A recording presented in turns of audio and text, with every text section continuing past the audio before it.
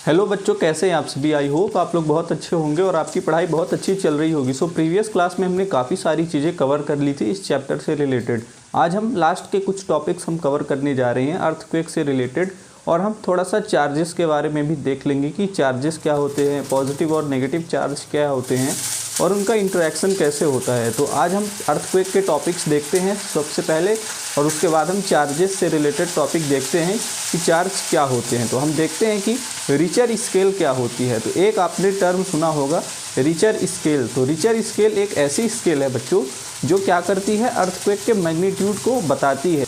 ये अर्थक्वेक के मैग्नीट्यूड को बताती है। तो देखते हैं ये रिचर स्केल क्या होती है।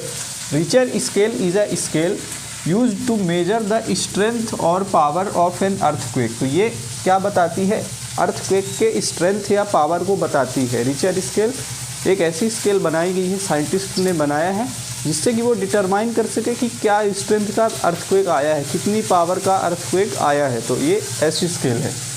Indicates the magnitude of the earthquake, ये अर्थक्वेक के मैग्नीट्यूड को बताती है। तो इसमें कुछ लेवल्स हैं, उनके बारे में हम देखते हैं कि किस किस लेवल का, अगर किस लेवल का, किस मैग्नीट्यूड का अगर अर्थक्वेक आएगा, स्केल पर दिखाएगा तो उसका क्या इफ़ेक्ट होगा। तो हम देखते हैं कि इफ़ेक्ट क्या होगा अगर किसी भी लेवल का अर्थक्वेक आएगा। तो अगर 2.5 या इससे कम का अर्थक्वेक आया, अगर रिचर स्केल में 2.5 का अर्थक्वेक दिखा रहा, तो इसका मतलब है कि एक माइनर अर्थक्वेक है, यानी बहुत ही छोटा अर्थक्वेक है। इसका इफेक्ट बहुत ही माइनर होगा, ना कि बराबर होगा। अगर 2.5 से लेकर 5.4 तक आएगा तो इसका इफेक्ट जो होगा वो लाइट इफेक्ट होगा, यानी हल्का फुल्का आपको अर्थक्वेक का इफेक्ट समझ में आएगा। आपको हल्का सा महसूस होगा कि कहीं पर अर्थक्वेक आ रहा है। और अगर 5.0 से लेकर 6.0 तक अगर अर्थक्वेक आ रहा है, अगर रिचर स्केल पर इसने इतना इफेक्ट दिखाया, इसका मतलब है कि एक मॉडरेट अर्थक्वेक है, यानी स्लाइट डैमेज टू बिल्डिंग्स। तो बहुत ही हल्का सा डैमेज होगा बिल्डिंग्स को। जो बिल्डिंग्स बहुत ही ज़्यादा कमज़ोर होंगी तो उनको कुछ इफेक्ट आ सकता है, उनको कुछ असर उन पर हो सकता है। लेकिन अगर जो बिल्डिंग बहुत ही ज़्यादा स्ट्रॉन्ग होगी तो उसमें कुछ भी फर्क नहीं पड़ेगा। हल्का फुल्का सा आपको अपने आसपास महसूस होगा कि कहीं पर कुछ ऐसी चीज़ें गिर रही हैं, कोई भी वस्तु जो है, कोई भी सामान जो है कहीं पर रखा है तो थोड़ा सा हिलने लगेगा, हिलने डुलने लगेगा, तो आपको हल्का सा समझ में आएगा। इसके बाद अगर 6.1 से लेकर 6.9 तक अगर अर्थक्वेक आया है तो इसका मतलब ये एक बहुत ही स्ट्रॉन्ग अर्थक्वेक है। ये एक स्ट्रॉन्ग अर्थक्वेक, तो ये एक स्ट्रॉन्ग अर्थक्वेक कहलाएगा। Major damage in populated areas, तो पॉपुलेटेड एरियाज़ जहाँ पर घर ज़्यादा हैं, काफ़ी पास पास में बिल्डिंग्स बनी हुई हैं, तो वहाँ पर क्या होगा, इसका इफेक्ट बहुत ही ज़्यादा होगा। तो अगर आप बहुत ही हाईली पॉपुलेटेड एरियाज़ में हैं तो आपको थोड़ा सा सेफ होकर रहना चाहिए।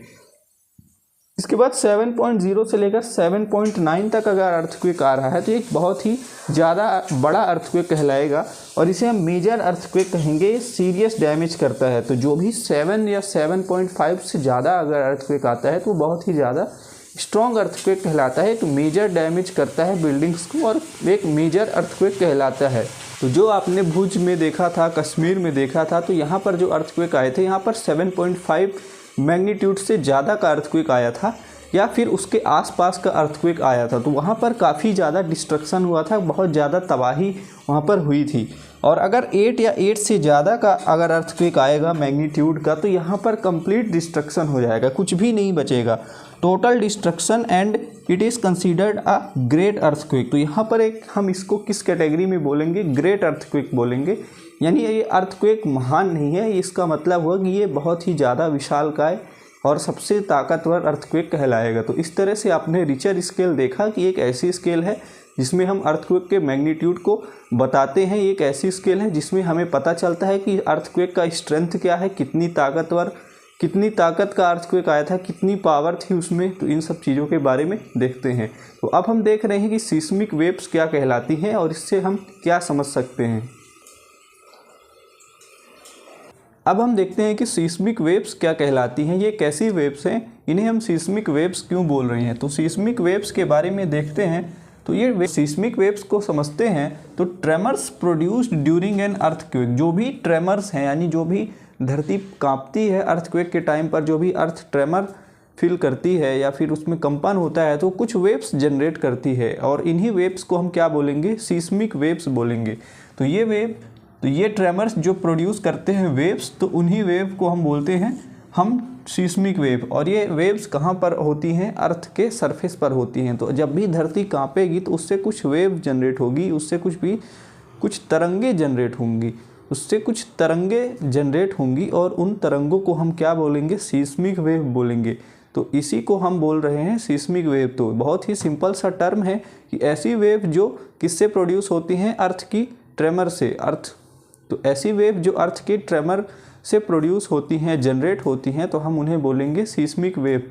तो ये अर्थक्वेक से रिलेटेड एक टर्म है जिसको आपको समझना चाहिए। इसके बाद हम देखते हैं कि सीस्मोग्राफ क्या कहलाता है। सीस्मोग्राफ का आपके बुक में जिक्र होगा, आपके बुक में मेंशन। सीस्मोग्राफ एक टर्म है जो आपको समझना चाहिए। तो सीस्मोग्राफ एक ऐसी डिवाइस है जिससे हम क्या करते हैं कि सीस्मोग्राफ एक ऐसा इंस्ट्रूमेंट है जिससे हम क्या करते हैं? हम रिकॉर्ड करते हैं सीस्मिक वेव। तो जो भी सीस्मिक वेव जनरेट हो रही है, मान लीजिए कहीं पर अर्थक्वेक आया और आपको एक डाटा वहाँ पर कलेक्ट करना है, तो उस डाटा को कलेक्ट करने के लिए आपको एक मशीन चाहिए जो यहाँ पर बताए कि किस लेवल का कितना वहाँ पर अर्थक्वेक जो है वो जनरेट किया है वेव। तो इसी वेव को रिकॉर्ड करने के लिए हम एक डिवाइस बनाते हैं, और वो डिवाइस का काम क्या होगा कि वो जो अर्थक्वेक के टाइम पर सिस्मिक वेव जनरेट हुई है तो उस वेव को रिकॉर्ड करे। तो वो रिकॉर्ड करने का काम कौन करेगा? सीस्मोग्राफ करेगा। तो सीस्मोग्राफ इज़ अ डिवाइस और a instrument used to record seismic wave. तो जो भी सीस्मिक वेव जनरेट हुई है अर्थक्वेक के टाइम पर, तो उसे रिकॉर्ड करने का काम सीस्मोग्राफ का है। तो सीस्मोग्राफ में क्या क्या होता है? तो सीस्मोग्राफ में एक वाइब्रेटिंग रॉड या फिर पेंडुलम होता है, और वो क्या करता है कि जब भी वाइब्रेशन होने लगेगी, जब भी अर्थक्वेक के समय ट्रेमर्स प्रोड्यूस होने लगेंगे, तो वो वाइब्रेट करने लगेगा। It starts vibrating when tremors occur. तो वाइब्रेटिंग रॉड और पेंडुलम, तो इसमें एक वाइब्रेटिंग रॉड लटकती रहती है या फिर एक पेंडुलम यहाँ पर एक पेंडुलम हैंग करता है। तो यहाँ पर एक वाइब्रेटिंग रॉड या फिर पेंडुलम हैंग करता है। तो सीस्मोग्राफ में क्या क्या होता है? सीस्मोग्राफ में एक पेंडुलम या फिर वाइब्रेटिंग रॉड होती है जो क्या करती है? वाइब्रेट करने लगती है जब भी ट्रेमर्स आने लगेंगे। तो जब भी अर्थ की सरफेस में ट्रेमर्स आएंगे, सीस्मिक वेव्स जनरेट करेंगी, तो ये मशीन जो है ये वाइब्रेटिंग रॉड या फिर पेंडुलम वाइब्रेट करने लगेगा। It starts vibrating.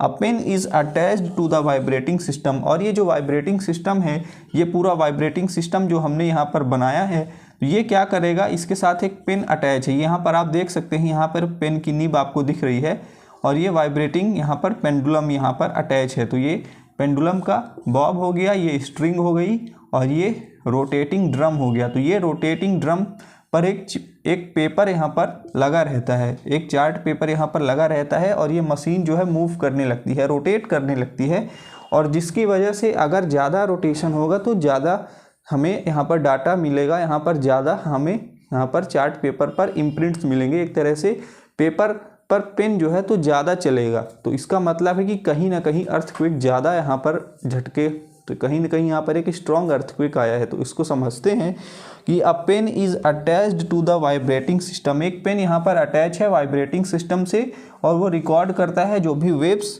जनरेट हुई हैं on a moving sheet of paper. तो ये पेन जो है यहाँ पर इस तरह से यहाँ पर ये अपना चलने लगेगा, और जब भी यहाँ पर शीट ऑफ पेपर में जब भी यहाँ पर पेन चलेगा तो उससे हम एक डाटा इंटरप्रेट करेंगे, डाटा निकाल कर उसे हम इंटरप्रेट करेंगे।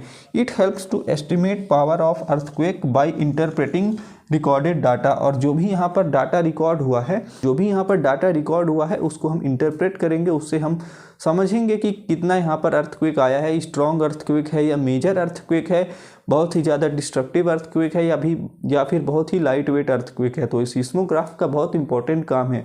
अगर सीस्मोग्राफ नहीं होगा तो हमें यह पता ही नहीं चलेगा, हमें यह साइंटिफिकली पता ही नहीं चलेगा कि यहाँ पर किस मैग्नीट्यूड का अर्थक्वेक आया है। तो इसके बाद हम समझते हैं कि अर्थक्वेक से हम कैसे बच सकते हैं। हम अगर इनसाइड हैं, घर के अंदर हैं, तो कैसे बचें, आउटसाइड हैं, घर के बाहर हैं, तो हम क्या कर सकते हैं अर्थक्वेक से बचने के लिए। तो आइए समझते हैं कि अर्थक्वेक से हम कैसे बच सकते हैं। अब हम देखते हैं कि एपिसेंटर और फोकस क्या होता है। हमने सीस्मिक वेव देख ली, सीस्मोग्राफ के बारे में देख लिया, अर्थक्वेक से रिलेटेड सारे टॉपिक्स हमने कवर कर लिए। तो में देखते हैं कि एपिसेंटर और फोकस क्या होता है, और उसके बाद हम देखते हैं कि हम अर्थक्वेक से कैसे अपने आप को प्रोटेक्ट कर सकते हैं। तो हम एक डायग्राम से समझते हैं कि एपिसेंटर और फोकस क्या होता है। तो यहाँ पर आप देखिए कि अर्थ की सरफेस पर हमने एक पॉइंट बनाया है। इस पॉइंट को हम क्या बोल रहे हैं? एपिसेंटर। इस पॉइंट को हम बोल रहे हैं एपिसेंटर। और यहाँ पर हमने एक अर्थ के अंदर एक पॉइंट बनाया है जो हम क्या बोल रहे हैं कि ये फोकस है।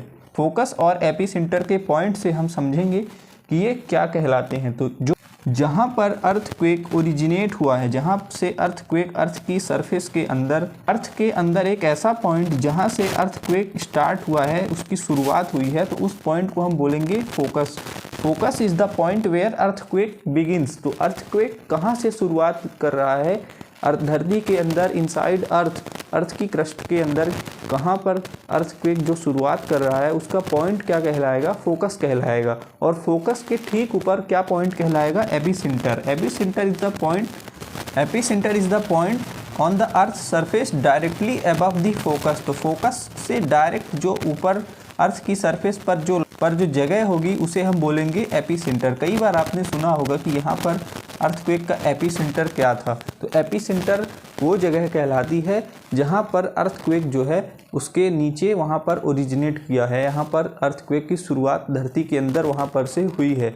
अगर अर्थक्वेक मान लीजिए कि यहाँ पर अगर स्टार्ट हुआ है, यहाँ पर ऐसे अर्थक्वेक शुरुआत हो रहा है, तो उसके ठीक ऊपर यहाँ पर अर्थ की सरफेस पर उसका एपिसेंटर कहलाएगा। तो epicentre is the point directly above the earth की सरफेस के ऊपर जो भी पॉइंट फोकस के ठीक ऊपर आएगा तो उसे हम एपिसेंटर बोलेंगे। तो एपिसेंटर को समझते हैं कि it is the point on the earth surface. Earth की सरफेस पर एक ऐसा पॉइंट जो डायरेक्टली अबव हो अर्थक्वेक के ओरिजिन से। यहाँ पर अर्थक्वेक ओरिजिनेट किया है तो इसके ठीक ऊपर जो पॉइंट होगा अर्थ की सरफेस पर उसे हम बोलेंगे एपिसेंटर। और focus is the point inside the earth where the earthquake begins. और जहाँ से अर्थक्वेक की शुरुआत हुई है उसे हम बोलेंगे फोकस। तो यहाँ पर आपने समझा कि एपिसेंटर और फोकस क्या कहलाते हैं। तो इसके बाद हम देखते हैं कि हम अर्थक्वेक से कैसे अपने आप को प्रोटेक्ट कर सकते हैं। How to get protection from earthquake. तो हम अर्थक्वेक से कैसे प्रोटेक्शन हम गेन कर सकते हैं, कैसे अपने आप को हम प्रोटेक्ट कर सकते हैं अगर अर्थक्वेक आ रहा है तो अर्थक्वेक से हम कैसे अपने आप को प्रोटेक्ट कर सकते हैं, इसके बारे में हम कुछ पॉइंट्स यहाँ पर देखते हैं। तो make simple light weight roof earthquake resilient. तो हमें ऐसी रूफ बनानी है, अपने घर की छत ऐसी बनानी है जो सिंपल हो और लाइट वेट हो। सबसे ज़रूरी बात है कि वो लाइट वेट हो, उस पर ज़्यादा भारी ना हो, कंक्रीट की दीवार ना हो। अगर मिट्टी की या लकड़ी की दीवार है, कंक्रीट की रूफ ना होकर के अगर मिट्टी की या फिर आप ऐसा समझिए कि लकड़ी की अगर रूफ है या फिर कुछ ऐसे स्ट्रक्चर्स जो लाइट वेट हों, जो काफ़ी ज़्यादा हल्के हों, अगर उनसे हम रूफ वगैरह बनाएं अपने घर की तो काफ़ी हद तक वो अर्थक्वेक रेजिलिएंट हो जाती हैं, काफ़ी हद तक अर्थक्वेक रेजिलिएंट हो जाती हैं। तो ऐसे सिचुएशन में अगर अर्थक्वेक आ भी रहा है और अगर अर्थक्वेक के समय वो रूफ अगर गिर जाती है तो अगर हम वहाँ पर रहेंगे तो हमें काफ़ी हद तक कम चोट आएगी। तो इसलिए यहाँ पर बोला गया है कि अर्थक्वेक के समय, तो अर्थक्वेक से बचने के लिए कि आपको सिंपल और लाइट वेट रूफ बनानी है। यूज़ मड और टिम्बर इन हाउसेस। तो मिट्टी और टिम्बर यानी लकड़ी का आप ज़्यादा से ज़्यादा यूज करिए अपने घर को बनाने में। Ensure fire extinguishers are functional and full. तो आपको ये इंश्योर करना है कि जो भी फायर एक्सटिंग्विशर है, जो भी आग को बुझाने के लिए जो भी फायर एक्सटिंग्विशर्स होते हैं तो वो फंक्शनल होने चाहिए। ऐसा नहीं हो कि वो ख़राब हो और खाली पड़े हों। तो यहाँ पर हमने एक और पॉइंट इसीलिए लिखा है कि इंश्योर दे आर फुल। तो वहाँ पर फायर एक्सटिंग्विशर फुल होने चाहिए। ऐसा नहीं कि खाली पड़ा है या थोड़ा सा बचा है, उससे आप क्या बचा पाएंगे अपने घर को। Place heavy objects carefully. और जो भी हैवी ऑब्जेक्ट्स हैं तो उनको आपको काफ़ी हद तक एक ऐसी जगह पर रखना है जहाँ पर उनका गिरने का चांस काफ़ी कम हो। ऐसी जगह पर नहीं रखना है कि जहाँ पर आप छुपे हों और वहीं पर वो गिर जाएं और उससे आपको चोट लग जाए। तो इस तरह से आपने समझा कि सीस्मिक वेव्स क्या होती हैं, सीस्मोग्राफ क्या होता है। और इसके बाद आपने अच्छी तरह से समझा कि एपिसेंटर और फोकस क्या कहलाते हैं। इसके बाद हम देख रहे हैं कि अर्थक्वेक से कैसे अपने आप को प्रोटेक्ट कर सकते हैं। तो यहाँ पर हम दो सिचुएशन यहाँ पर आती है। अगर हम घर के अंदर हैं तो कैसे प्रोटेक्ट करना है, और घर के बाहर यदि है तो हमें अपने आप को कैसे प्रोटेक्ट करना है। तो इसके बारे में हम अभी आगे देखते हैं।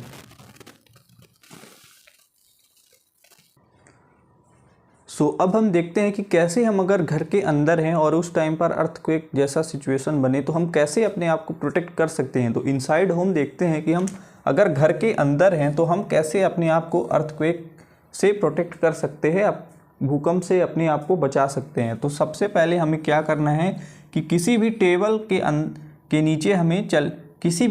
के नीचे हमें छुप जाना है। Cover your self under a table till shaking stops. तो जब भी अर्थ जो शेक करे या फिर वहाँ पर ट्रेमर्स फील हो आपको, तो सबसे पहला आपको काम क्या करना है कि आपको किसी भी मजबूत टेबल, जो टेबल आपके घर में मजबूत हो, और वहाँ पर आपको उसके नीचे चले जाना है, उसके नीचे अपने आप को सुरक्षित करना है। उसके बाद क्या करना है कि avoid heavy and tall objects, they could fail upon you. तो जो भी हैवी ऑब्जेक्ट हैं और जो भी ऊंचे ऊंचे कबर्ड्स हैं या फिर कुछ ऐसे सामान है घर में, अलमीरा है जो काफ़ी भारी सामान है और वो आपके ऊपर गिर सकती हैं, तो उनसे आपको दूर रहना है और ऐसी जगह पर आपको रहना है जो काफ़ी आपको आपके हेड को सेफ रख सके। तो इस सिचुएशन में आपको अपने हेड को आपको कवर करना है। Cover your head.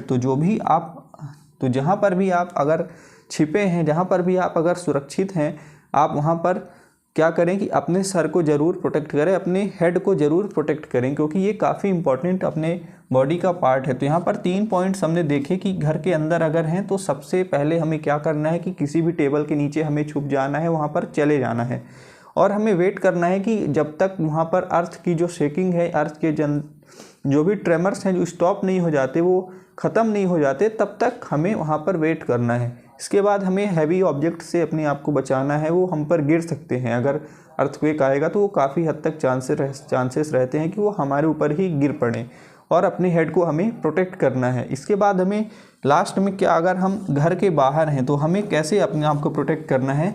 तो सबसे पहला है कि हमें ज़मीन पर ड्रॉप करना है, यानी ड्रॉप टू द ग्राउंड। इसका मतलब है कि हम अपने आप को धरती से एकदम चिपका लें, एकदम। अगर हम कहीं पर किसी भी जगह पर हाइट पर खड़े हुए हैं, पेड़ पर चढ़े हैं या किसी ऐसी जगह पर चढ़े हैं, किसी गाड़ी की छत पर या कहीं पर भी हम खड़े हैं, तो वहाँ पर हमें क्या करना है कि वहाँ से उतर करके हमें सीधा अर्थ के पास, हमें ज़मीन पर हमें चिपक कर बैठ जाना है। तो ज़मीन पर हमें सीधे बैठ जाना है, वहाँ पर हमें खड़े नहीं रहना है। ये चीज़ आपको ध्यान रखनी है। स्टे इनसाइड दी कार और बस। और हमें कार या फिर बस के अंदर ही रहना है जब तक कि अर्थक्वेक रुक ना जाए, अर्थक्वेक ख़त्म ना हो जाए, ट्रेमर्स जो हैं तो ख़त्म ना हो जाएं। तो तब तक हमें कार या फिर बस, अगर यहाँ पर हम ट्रैवल कर रहे हैं तो उसके अंदर ही रहना है। और look for a clean and open ground. तो सबसे इम्पॉर्टेंट पॉइंट ये है कि look for a clean and open ground. ऐसा जगह हमें ढूंढना है जो साफ़ सुथरी हो। साफ़ सुथरी का मतलब क्या हुआ कि ऐसी जगह जहाँ पर पेड़ पौधे ना हो, कोई भी बिल्डिंग ना हो, कोई भी स्ट्रक्चर ना हो, ऐसी जगह जो एकदम खाली मैदान हो, तो वहाँ पर हमें चले जाना है और वहाँ पर हमें बैठ जाना है। Away and free from buildings और ट्रीज। तो जो भी जगह जहाँ पर पेड़ पौधे या फिर कोई भी बिल्डिंग नहीं है, खाली मैदान है, जहाँ पर ऐसा है कि वहाँ पर कोई भी दूर दूर तक बिल्डिंग नहीं है, काफ़ी एक खाली मैदान है, वहाँ पर हमें जल्दी से चले जाना है, ताकि अगर कोई भी ऑब्जेक्ट वहाँ पर नहीं रहेगा तो हम काफ़ी हद तक बच सकते हैं। तो यहाँ पर हमने 3 पॉइंट्स डिस्कस किए। अगर हम घर के बाहर हैं तो कैसे अपने आप को प्रोटेक्ट कर सकते हैं। इसके बाद हम देखते हैं कि पॉजिटिव और नेगेटिव चार्ज क्या कहलाते हैं, और अर्थिंग के बारे में हम एक छोटा सा डेफिनेशन हम अर्थिंग की भी देख लेते हैं। ऑब्जेक्ट और पॉजिटिवली चार्ज ऑब्जेक्ट के बारे में देखते हैं। किस बॉडी को हम नेगेटिवली चार्ज बॉडी बोलेंगे और किस ऑब्जेक्ट को पॉजिटिवली चार्ज बोलेंगे। नेगेटिवली चार्ज का मतलब हुआ कि ऐसे ऑब्जेक्ट जिसमें इलेक्ट्रॉन्स की एक्सेस है, यहाँ पर इलेक्ट्रॉन्स ज़्यादा मात्रा में, यहाँ पर इलेक्ट्रॉन्स ज़्यादा क्वांटिटी में है। तो objects having an excess of electrons are called negatively charge. जो बॉडी नेगेटिवली चार्ज है, वहाँ पर इलेक्ट्रॉन्स ज़्यादा मात्रा में पाए जाएंगे, ज़्यादा क्वांटिटी में पाए जाएंगे, ऐसा आपको समझना है। और जो बॉडी पॉजिटिवली चार्ज होगी, वहाँ पर इलेक्ट्रॉन्स की शॉर्टेज होगी, वहाँ पर शॉर्टेज ऑफ इलेक्ट्रॉन्स। तो जहाँ पर इलेक्ट्रॉन्स की शॉर्टेज होगी उसे हम बोलेंगे पॉजिटिवली चार्ज्ड बॉडी, और जहाँ पर एक्सेस ऑफ इलेक्ट्रॉन्स होगा तो उसे हम बोलेंगे नेगेटिवली चार्ज्ड बॉडी। तो इसलिए यहाँ पर हम इस तरह से यहाँ पर इसको बोल रहे हैं कि नेगेटिवली चार्ज्ड अगर हम बोलेंगे तो वहाँ पर एक्सेस ऑफ इलेक्ट्रॉन्स है। एक्सेस का मतलब कि ज़रूरत से ज़्यादा इलेक्ट्रॉन्स वहाँ पर प्रेजेंट हैं। और पॉजिटिवली चार्ज्ड बॉडी में क्या होता है कि वहाँ पर इलेक्ट्रॉन्स की शॉर्टेज होती है, तो इसलिए हम उसे बोलेंगे कि ये बॉडी पॉजिटिवली चार्ज्ड है। तो एग्जांपल के लिए समझते हैं कि जब भी एक ग्लास रॉड को हम रब करते हैं सिल्क क्लॉथ से, तो it becomes positively charged and the silk cloth becomes negatively charge. तो यहाँ पर क्या होता है कि जब भी ग्लास रॉड को हम सिल्क के कपड़े से रब करते हैं, रगड़ते हैं, तो वहाँ पर क्या होता है कि चार्ज जो है वो ट्रांसफ़र होता है। ग्लास रॉड क्या हो जाता है, पॉजिटिवली चार्ज हो जाता है, और सिल्क क्लॉथ जो है वो नेगेटिवली चार्ज हो जाता है। सिल्क क्लॉथ कैसा हो जाता है, नेगेटिवली चार्ज हो जाता है, वहाँ पर एक्सेस ऑफ इलेक्ट्रॉन्स हो जाता है। और ग्लास रॉड में क्या होता है कि वहाँ पर शॉर्टेज ऑफ इलेक्ट्रॉन्स। तो इस तरह से यहाँ पर चार्जेस जो हैं वो ट्रांसफ़र होते हैं। इसके बाद देखते हैं कि हम जो ऑब्जेक्ट्स हैं having same kind of charges, अगर दो तरह के सेम चार्जेस हैं, अगर पॉजिटिव चार्ज है और यहाँ पर पॉजिटिव चार्ज है, तो ये एक दूसरे को ये क्या करेंगे, रिपेल करेंगे, एक दूसरे से दूर भागेंगे, रिपेल ईच अदर। और यहाँ पर अगर objects having different kinds of charges तो अट्रैक्ट ईच अदर। अगर यहाँ पर नेगेटिव चार्ज है और यहाँ पर पॉजिटिव चार्ज है, तो यहाँ पर नेगेटिव चार्ज है और यहाँ पर पॉजिटिव चार्ज है, तो ये एक दूसरे को क्या करेंगे, ये एक दूसरे को अट्रैक्ट करेंगे। यहाँ पर नेगेटिव और पॉजिटिव चार्जेस एक दूसरे से इंटरैक्ट करेंगे। और रिपेल कब करेंगे, जब अगर सेम काइंड ऑफ चार्ज है। अगर नेगेटिव और नेगेटिव चार्ज है तो वो भी एक दूसरे को रिपेल करेंगे, और अगर नेगेटिव और पॉजिटिव है तो एक दूसरे को अट्रैक्ट करेंगे। इसके बाद देखते हैं कि स्टैटिक चार्ज हम किसे बोलते हैं। तो ऐसे चार्जेस जो किससे बने हैं, किसी भी ऑब्जेक्ट को रब करने से बने हैं। अगर दो ऑब्जेक्ट्स को आप अगर रब करेंगे तो वहाँ पर जो चार्जेस क्रिएट होंगे उन चार्जेस को हम क्या बोलेंगे, हम स्टैटिक चार्ज बोलेंगे। तो static charges are those charges which are created by rubbing the two objects together. इसके बाद हम देखते हैं कि अर्थिंग क्या कहलाता है और अर्थिंग टर्म से हम क्या समझ सकते हैं।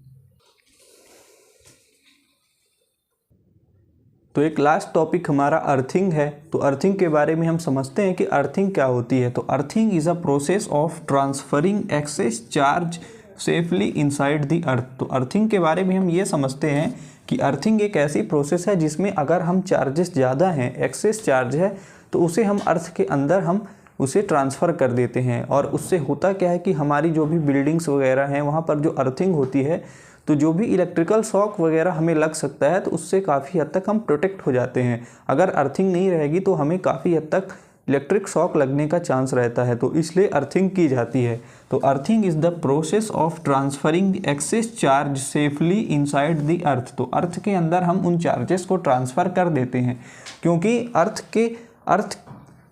अर्थ बहुत बड़ी है। अगर छोटा मोटा कोई भी चार्ज आएगा तो वो अर्थ बड़े आराम से वो हैंडल कर लेगी, वो अपने आप उसको एब्जॉर्ब कर लेगी, न्यूट्रल कर देगी। तो इसलिए यहाँ पर अर्थिंग की जाती है। और it protects against electrical shocks by grounding excess charges. तो जो भी एक्स्ट्रा चार्जेस हैं उनको ये ग्राउंड कर देती है, और इस तरह से हम प्रोटेक्ट हो जाते हैं अगेंस्ट इलेक्ट्रिकल शॉक्स। तो अगेंस्ट इलेक्ट्रिकल शॉक यानी बिजली के जो भी झटके हैं, इलेक्ट्रिक शॉक वगैरह है, तो उससे हम काफ़ी हद तक प्रोटेक्ट हो जाते हैं, हम सेफ़ हो जाते हैं। अगर घर में अर्थिंग नहीं रहेगी तो हमें काफ़ी ज़्यादा रिस्की सिचुएशन बन जाएगी, हमें इलेक्ट्रिक शॉक लगने का डर बना रहेगा। तो इस तरह से आपने समझा कि हमने इस चैप्टर को बहुत ही डिटेल में यहाँ पर पढ़ा है, बहुत ही अच्छी तरह से हमने यहाँ पर समझा है, कोई भी टॉपिक हमने यहाँ पर छोड़ा नहीं है। और अगर आपको कोई भी यहाँ पर डाउट है तो आप कमेंट सेक्शन में ज़रूर आप लिख सकते हैं। अगर आपको कोई भी सजेशन देना है, कोई भी आपको क्वेरी है, तो आप कमेंट सेक्शन में ज़रूर लिखिए, हम उसका रिप्लाई जल्द से जल्द देंगे। तो मिलते हैं नेक्स्ट वीडियो में। नेक्स्ट वीडियो हमारे नए चैप्टर की रहेगी